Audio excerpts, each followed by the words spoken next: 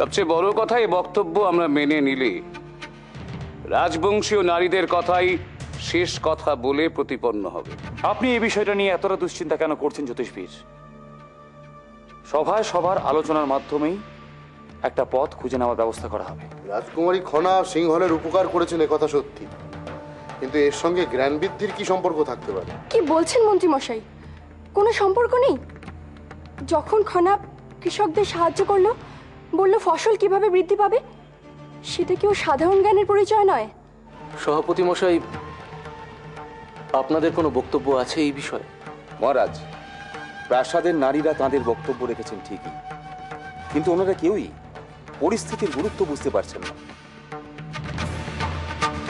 আমি আশ্চর্য হয়ে যাচ্ছি, আপনারা একটি সিদ্ধান্ত গ্রহণ করতে অযথা সময় নষ্ট করছেন।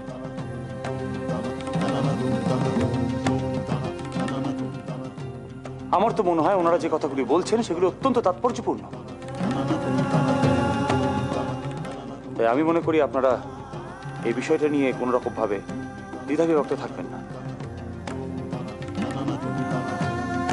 আমি আপনাদের সকলের কাছ থেকে সুবিচার চাইছি।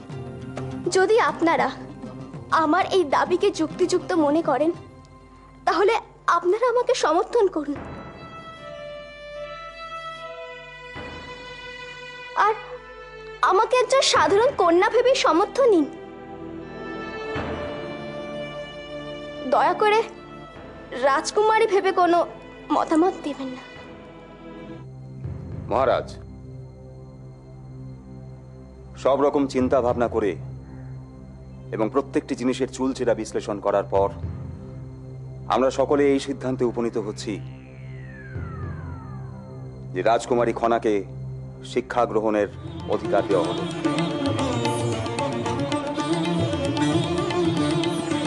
প্রণাম রাজৌদি, প্রণাম মাসুমা। বলো কি সংবাদ? দুঃসংবাদ রাজৌদি। দুঃসংবাদ? কি দুঃসংবাদ?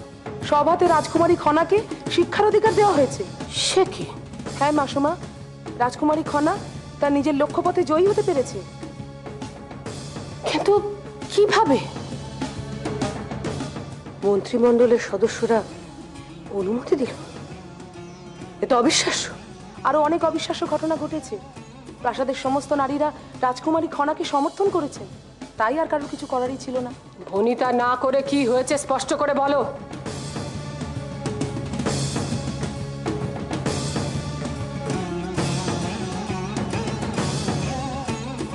ঠিক আছে, তুমি এখন যাও। প্রণাম।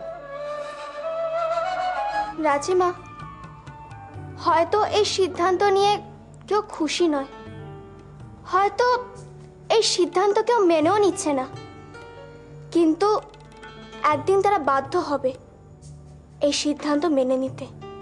অবশ্যই মানবেন, অবশ্যই তারা মেনে নিতে বাধ্য হবেন। কারণ নারী শিক্ষা যে সমাজের পক্ষে কতটা গুরুত্বপূর্ণ, সেটা যতই সময় যাবে ততই প্রমাণিত হবে। খনা, খনা, তোমাকে সামনে রেখে, এই প্রজন্মকে সামনে রেখে সবাই মেনে নেবে, সত্যি মেনে নেবে, এটা আমার বিশ্বাস। তুমি দেখে নিও। কি ব্যাপার, সিংহলের রাজপ্রাসাদে এসে রাজকুমারকে না দেখার ভান করে চলে যাচ্ছেন?